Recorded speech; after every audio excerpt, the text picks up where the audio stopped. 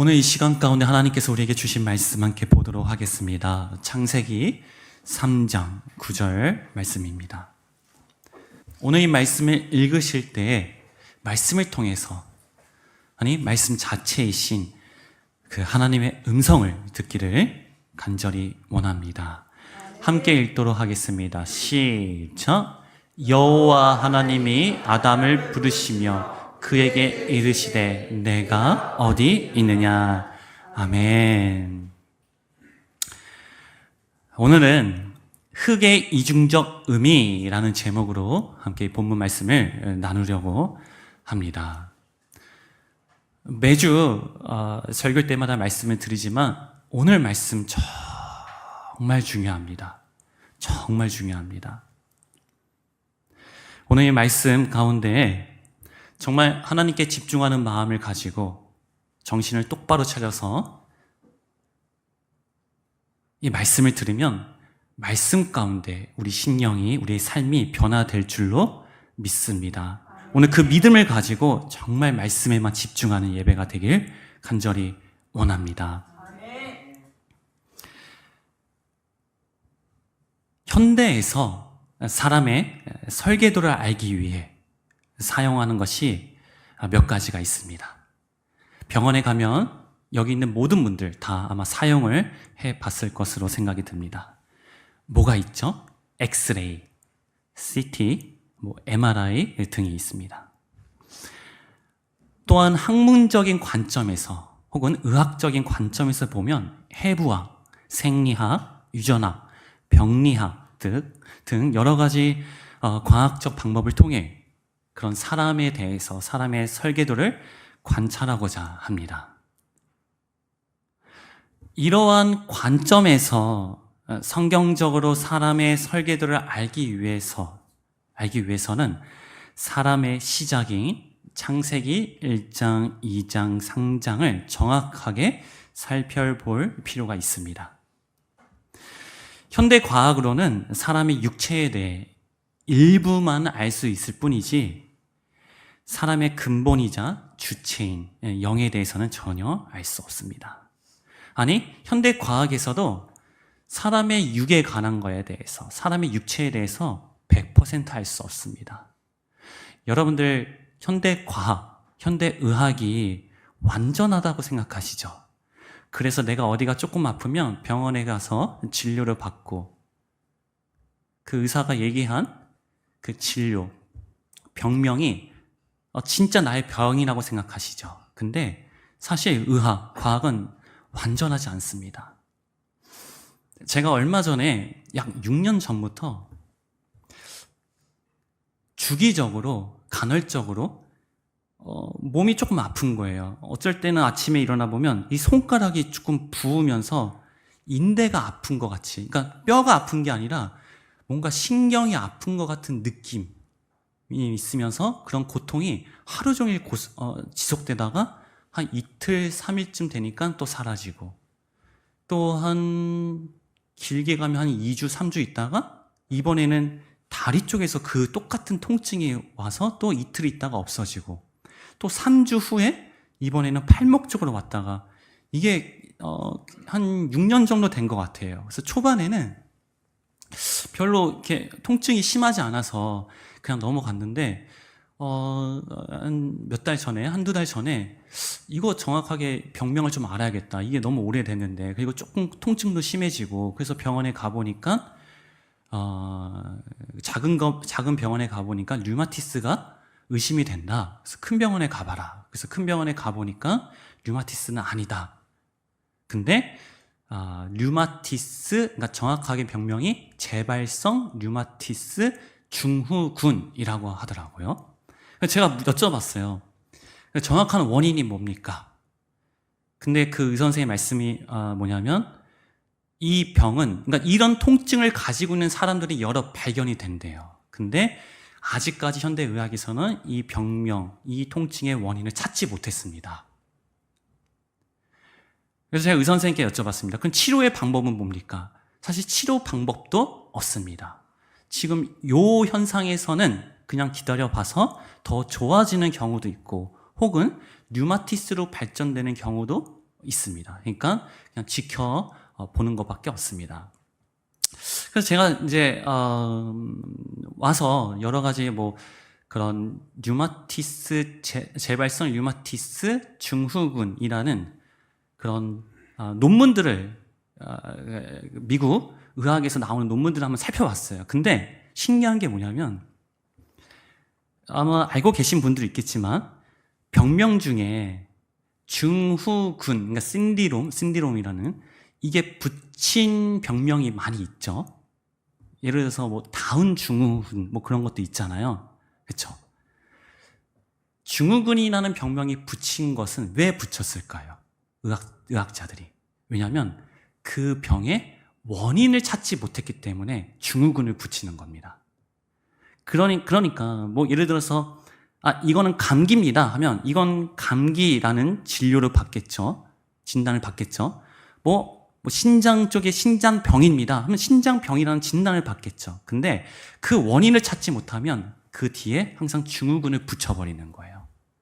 그러니까 의학이 전혀 완전한 게 아니라는 거예요. 결과는 있는데 원인을 찾지 못하는 거죠. 과학도 똑같아요. 여러분들 무슨 법칙 많이 들어봤죠? 만류인력의 법칙, 뭐 뉴턴의 제1법칙, 관성의 법칙이 있잖아요. 과학에 왜 법칙이 들어가는지 아십니까?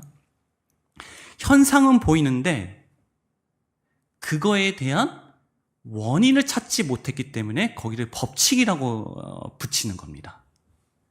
그러니까 뭔가 있어 보이잖아요. 근데 사실은 원인을 알지 못하기 때문에, 즉 현상만 남아있기 때문에, 근본적인 원인을 찾지 못했기 때문에 거기다가 법칙을 붙이는 거예요. 그래서 만류인력의 법칙 같은 경우에도 아이작 뉴턴이 사과가 떨어진 원인을 발견을 했어요. 저거 중력이구나. 근데 그 중력이 어떤 메커니즘으로 이게 원리가 되고 어떻게 형성이 되고 이런 것들을 정확하게 모르기 때문에 만류인력의 법칙이라고 한 겁니다. 이렇게 현대 과학은 전혀 완전하지 않습니다. 불완전하다는 거예요, 여러분들. 그러니까 이런 현대 과학으로 사람의 육체를 알아봤자 사실 얼마나 알겠어요. 근데 그게 우리는 전부라고 생각하고 그렇게 착각을 하고 있다는 것이죠. 근데 우리가 계속해서 나눴듯이 우리의 주체는 이 눈에 보이는 육체가 전부가 아니라는 거예요. 우리의 주체는 영에 있다는 것입니다. 우리의 육체가 전부고 우리가 일원체, 동물과 똑같이 영이 없고 육체만 존재한다면 여러분들은 종교를 믿을 필요가 없습니다. 하나님을 믿을 필요가 없습니다. 왜? 죽으면 사라지니까, 끝이니까, 사후세계가 없으니까. 근데 여러분들 교회를 왜 다니시죠? 하나님을 왜 믿으시죠? 왜 종교가 존재하죠? 그 사람이 인지를 하든 안 하든 제3의 존재, 눈에 보이지 않는 영적인 존재를 인지하고 인식하는 그 기능이 우리 가운데 있기 때문이죠. 그걸 뭐라고 불러요? 바로 그게 영이라는 것입니다. 사람의 주체는, 이 육체는 많아봐야 100년이 끝이에요. 100년 후에 이 육체는 다 사라집니다. 그러면 우리가 죽은 이후에 뭐가 남습니까? 우리의 주체인, 본체인 영만 존재하는 것이고, 그리고 그 영은 반드시 지옥 아니면 천국에 간다는 거예요. 그게 사실입니다.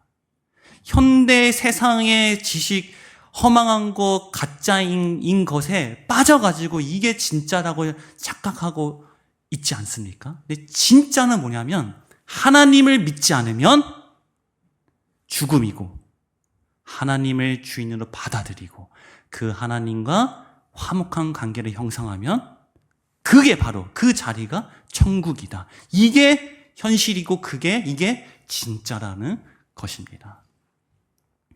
그래서 사람의 영을 알기 위해서는 반드시 창세기 1, 2, 3장을 봐야 합니다. 이 세 장 중에 가장 핵심적인 단어 중 하나가 바로 흙입니다. 흙. 창세기 2장 7절에서 말씀하시기를, 창세기 2장 7절은 사람의 설계도입니다. 사람의 설계도. 이거는 CT, 엑스레이, MRI, 현대의학에서도 알 수 없는 이 사람의 본체인 영을 정확하게 말씀을 하고 있는 게 창세기 2장 7절입니다. 여기서 말씀하시기를 사람의 가장 근본적인 요소를 흙으로 비유하셨기 때문에 흙을 알아야 성경적 관점에서 사람을 정확하게 알 수 있으며 나 자신은 물론이고 타인을 이해할 수 있습니다. 우리 창세기 2장 7절, 흙으로 사람을 지으시고, 사람의 구성 원료가, 사람의 바탕이 흙이라는 것이죠. 그래서 또한 우리가 여러 번 우리가 지속적으로 하는 고백 중에 나는 흙입니다 라는 고백을 많이 하죠. 그래서 정확하게 이 흙이 무엇인지 아는 것이 굉장히 중요하다는 것입니다. 오늘 설교 제목이 흙의 이중적 의미라고 제가 말씀을 드렸습니다. 그래서 흙이 가지고 있는 두 가지 의미가 있다는 것이에요. 그러니까 흙이 가지고 있는 두 가지 속성이 있다는 것입니다. 흙의 첫 번째 속성을 함께 살펴보도록 하겠습니다. 흙의 첫 번째 속성은 하나님을 떠난 상태의 흙이다. 이러한 흙의 상태는 창세기 1장 2절의 흙, 즉 땅에서 볼 수 있는데 그 땅의 상태가 혼돈, 공허, 흑암과 같다라는 것이죠. 즉 하나님이 없는 상태의 흙이라는 것입니다. 창세기 3장 19절 함께 보도록 하겠습니다. 시작. 네가 흙으로 돌아갈 때까지 얼굴에 땀을 흘려야 먹을 것을 먹으리니 네가 그것을 취함을 입었습니다. 너는 흙이니 흙으로 돌아갈 것이라 하시니라. 아멘. 이 구절은 하나님을 떠나 죄인된 우리의 속성, 즉 죄인의 속성을 지닌 그 흙의 최종 결과를 말해주고 있습니다. 이 창세기 3장 19절의 이 말씀의 시점은 선악과 이후입니다. 즉 하나님을 떠난 인간이 원죄의 결과를 맞이한 상태인 것이죠. 자, 여기서 흙이 등장합니다. 여기서 흙은 히브리어로 아파르인데 이는 창세기 2장 7절에서 여호와 하나님이 흙으로 사람을 지으시고 할 때 그 흙이 바로 히브리어로 아파르입니다. 즉 생기가 들어가기 전 사람의 원료가 되고 사람의 상태를 말하는 것이죠. 살아있는 생명, 즉 살아있는 사람이 아니라 하나님의 생기가 없는 죽은 심령의 상태, 죽은 사람을 이 흙, 아파르라고 표현을 합니다.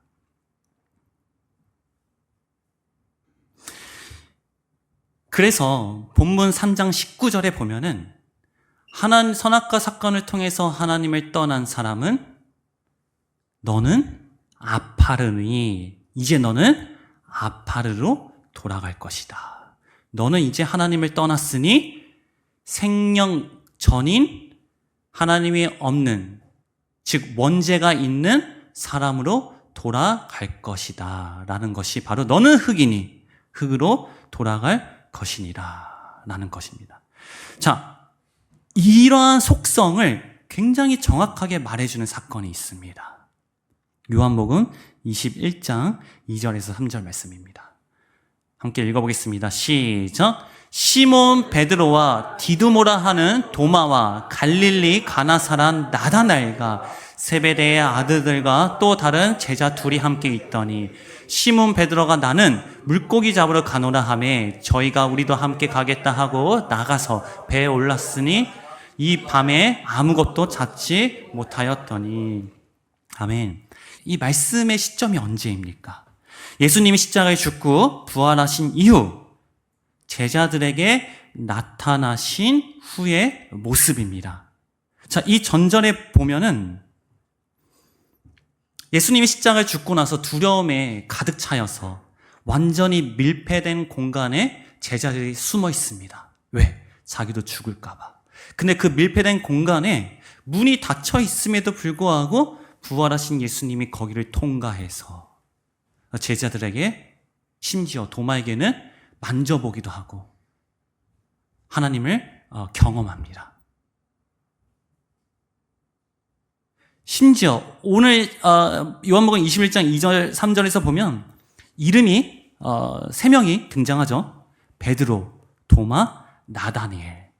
이들은 성경을 보면 예수님을 주로 하나님으로 고백하였고 기적을 경험한 자들입니다. 그러나 그러한 수많은 경험을 했음에도 불구하고 그들은 다시 예수 만나기 전 삶, 즉 고기잡이로 다시 돌아갑니다. 자, 창세기 2장 7절의 관점에서 다시 보면 그들은 다시 생기가 없는 아파르, 흙으로 돌아간 것입니다. 즉 하나님을 떠난 상태로 다시 회귀한 것이죠. 물론 이들은 애초에 하나님, 부활하신 예수님을 인격적으로 만나지 못했기 때문에 원래 상태로 돌아간 것입니다. 이것이 바로 흙의 첫 번째 속성이라는 것이죠. 자, 흙의 두 번째 속성입니다. 그래서 나는 흙입니다 라는 고백의 첫 번째 의미는 나는 하나님이 없으면 다시 돌아갈 수밖에 없는 죄인입니다. 나는 죽을 수밖에 없는 죄인입니다 라는 고백입니다. 그러나 동시에 흙은 또 다른 속성을 지니고 있습니다. 이사야서 64장 8절 말씀입니다. 시작. 여호와여, 여호와여, 이제 주는 우리 아버지시니이다. 우리는 진흙이요 주는 토기장이시니 우리는 다 주의 손으로 지으신 것입니다. 아멘. 이 두 번째 흙의 속성은 죄인인 흙이지만 토기장이신 하나님의 손길만이 역사하실 수 있는 존재라는 것입니다. 이는 다른 피조물은 그 자체로 완성태이지만 사람은 발전 가능성을 지닌 존재임을 나타내는 것이죠. 사람은 하나님의 손길 아래서만 온전히 성장하고 변화될 수 있습니다. 즉, 무한한 발전은 토기장이신 하나님의 손길을 받을 때만 가능하다는 것입니다. 이것이 바로 두 번째 흙의 속성이라는 것이에요. 사람은 흙입니다. 그런데 이 흙은 하나님의 역사만 받을 수 있는 흙이라는 것이죠. 그리고 그 역사를 딱 받을 때 무한히 성장하고 발전할 수 있는 속성을 가졌다는 것입니다. 이게 흙의 바로 두 번째 속성이라는 것입니다. 자, 오늘 본문을 보겠습니다. 아담아, 네가 어디 있느냐? 본문에서 하나님은 하나님을 떠난 죄인의 상태인 흙, 곧 아담을 부르십니다.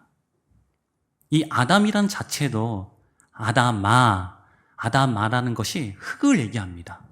그러니까 아담이라는 이름도 사실은 흙이라는 것이에요. 흙. 자, 흙이라는 관점에서 이 질문을 본다면, 그러니까 아담아 네가 어디 있느냐 이 질문을 다시 본다면 하나님은 흙의 두 가지 속성 중 무엇을 바라보고 아담을 불렀을까요? 죄의 속성인가요? 아니면 하나님의 손길을 갈구하는 속성인가요? 아담아 네가 어디 있느냐를 흙의 관점에서 흙의 관점으로 풀면 이렇게 바꿔 말할 수 있을 것 같아요. 흙아 너 지금 어디 있어? 너 지금 무엇을 먹고 있니? 너가 먹어야 될 것은 나야 라고 표현을 할 수 있을 것 같습니다. 여러분들, 아담이 숨은 이유가 무엇일까요? 아담이 왜 숨었을까요?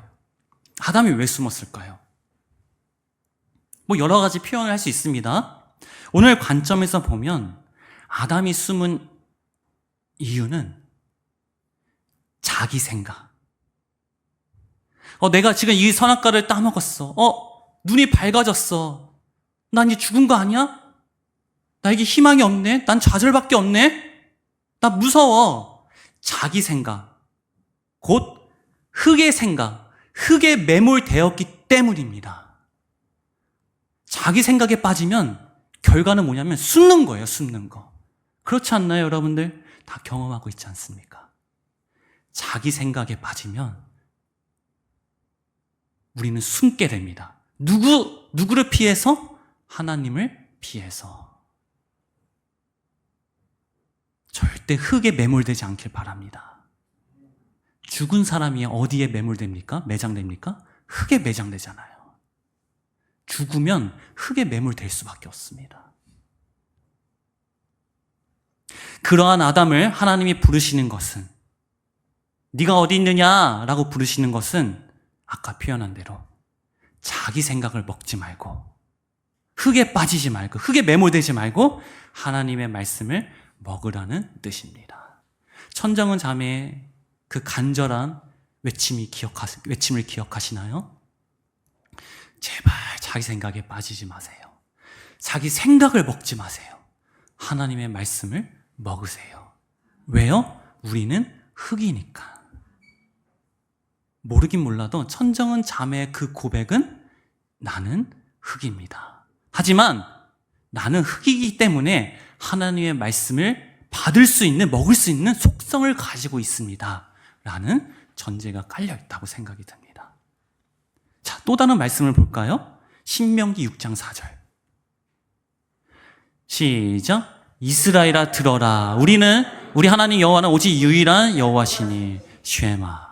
이스라엘아 들어라. 여기서 이스라엘은 우리가 알다시피 야복강에서 하나님 말씀 앞에 불순종한 야곱을 상징합니다. 야곱이 어땠나요? 자기 생각에 빠져서, 자기 생각에 매몰되었던 야곱이 하나님 앞에서 하나님과 씨름하여 하나님을 이긴 자가, 하나님을 이겨버린 자가 바로 이스라엘입니다. 그러한 죄인인 우리에게 하나님의 말씀하십니다. 들어라. 들어라. 지금 계속해서 같은 맥락으로 얘기를 하고 있는 걸 지금 캐치를 하고 계시죠? 들어라. 이스라엘아 들어라. 거기서 이스라엘은 네가 지금 네 생각에 빠져서 하나님을 이겨버린 너는 흙이야. 근데 너는 반드시 하나님의 말씀을 지금 갈구하고 있어. 네가 그걸 모를 뿐이지. 그런 속성을 가지고 있어. 그래서 너는 들어야 돼. 라는 것이 바로 쉐마라는 것이죠. 즉 말씀을 먹어라 라고 지금 하나님이 외치고 계시는 것입니다. 또 다른 사건 하나 볼까요? 좋은 땅에 떨어진 씨앗입니다. 너무나 명확하죠? 좋은 땅에, 좋은 흙에 떨어진 씨앗. 지금 제가 이 제목만 말해도 지금 같은 맥락에서 너무나 명확하게 보일 줄로 믿습니다. 복음서에 씨 뿌리는 자의 비유에서 흙은, 자, 그 마태복음, 마가복음, 누가복음에 이 세 복음서에 등장합니다. 씨 뿌리는 자 비유. 그러면 그게 어쨌든 뭘 말씀하시던 간에 그 전체를 봤을 때 첫 번째 우리가 알 수 있는 사실은 뭐죠? 땅은, 흙은 반드시 뭘 받아야 된다? 씨앗을 받아야 된다. 반드시 받아야 된다. 그러니까 흙의 역할은 뭐냐면 너는 흙이다. 너는 흙이다. 나는 흙입니다. 라는 것은 반드시 나는 뭐가 있어야 됩니까? 씨앗이 있어야 된다는 의미예요. 그러나 길가, 돌밭, 가시떨기가 같은 흙은 말씀을 받아도 결실하지 못합니다. 그 복음서를 자세히 보면은 길가, 돌밭, 가시떨기 왜 씨앗을 받지 못했을까요? 그러니까 거기 보면은 뿌리를 내리지 못해서 유혹에 빠져서 여러 가지 표현이 되지만 그걸 하나로 묶으면 뭐냐면 자기 생각에 빠져서예요. 말씀을 받았음에도 불구하고, 기쁨에도 받았음에도 불구하고 왜 뿌리가 없습니까? 말씀을 내 생각으로 받았기 때문에.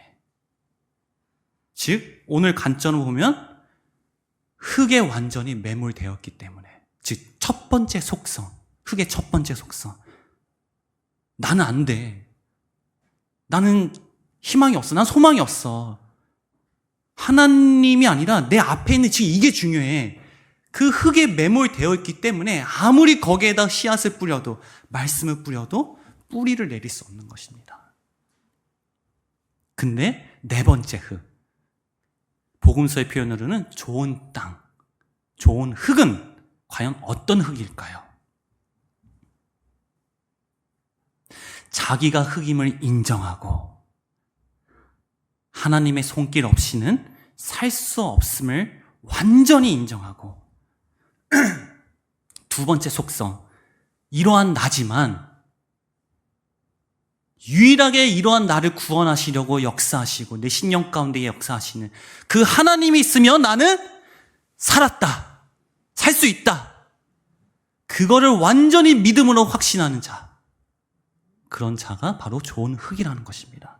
말씀을 딱 받았을 때 그게 신령 가운데 뿌리를 확 내린다는 것이죠. 그게 바로 좋은 땅, 좋은 흙이라는 것입니다. 다시 한번 천정은 자매의 간증을 비유하면, 제 자매님이 이렇게 고백을 했어요. 정말 하나님의 말씀이 정확하게 딱 보이니까 이런 고백이 나왔습니다. 나는 살았습니다, 만세. 그쵸? 나는 살았습니다, 만세가 나왔다고 고백하잖아요.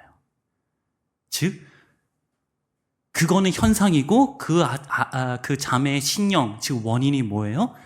좋은 땅에 씨앗을 받아서 뿌리를 내린 신령이라는 것이죠. 자, 이제 결론입니다.